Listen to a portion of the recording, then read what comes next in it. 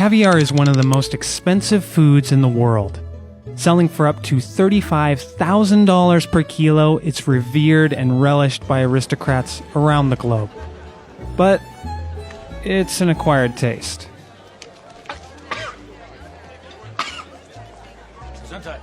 Turns out caviar wasn't always so valuable. In the 19th century, sturgeon species in the US were so common that there were accounts of caviar being offered in saloons for free, like bar nuts. In Europe, fishermen were feeding the eggs to their pigs, or just leaving them on the beach to spoil. So what changed?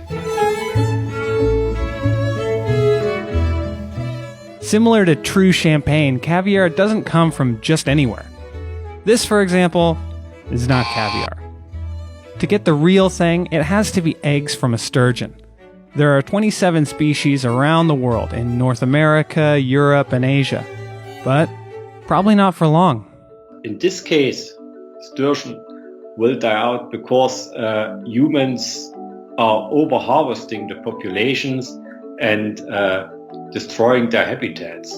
In 2010, the International Union for Conservation of Nature placed 18 species of sturgeon on its red list for threatened species, making the sturgeon the most endangered group of species on Earth. But lists like this are bittersweet. On one hand, they can help protect the sturgeon from further population decline. For instance, in many places in the US, it's illegal to fish endangered sturgeon species or import their eggs. On the other hand, the more rare caviar becomes, the more we can't get enough of it.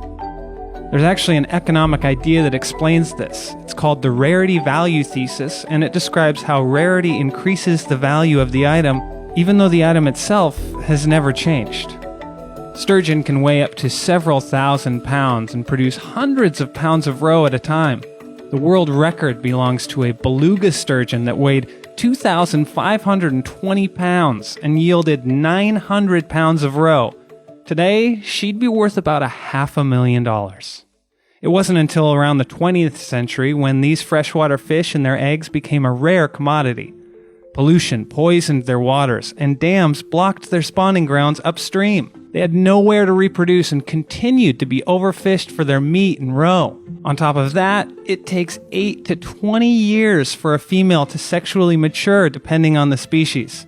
She can produce millions of eggs at a time, but the odds are that only one will survive to adulthood. In the end, the sturgeon population just couldn't keep up with that demand, and their coveted eggs became the jewels of the luxury food scene. Today, caviar imports and exports are closely regulated in the US, which is partly why it's so expensive. Every single egg, every one of these eggs is taken off by hand. Now remember, we're dealing with a raw seafood endangered species. So it's basically like eating and dealing with, edible elephant tusks. It is that heavily regulated. And that's why today, the majority of caviar comes from sturgeon farms. Little did I know that by 2011, all wild caviar would become illegal on the planet. When I started, there were 6 farms in the world raising sturgeon and only 2 producing caviar in the world, and that was in 2004. Now there's 2,000 farms around the world.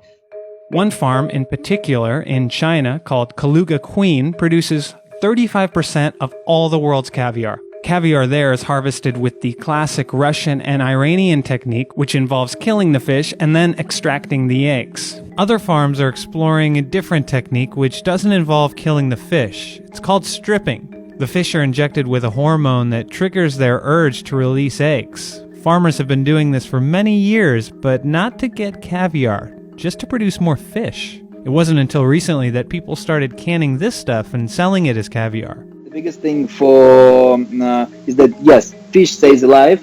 You have really small impacts on the fish because you do it really, really fast. You take the fish off the water, out of the water. You put it on a special holding facility. The fish is already started to spawn, and then all it requires basically for you to press on the belly, massage the belly, and the caviar will just flow out of the fish. The idea behind no-kill caviar is a commendable one, but it has yet to really catch on. Either way, with caviar farms in place, this gives the wild sturgeon population a chance to recover. But whether or not that happens is largely up to us.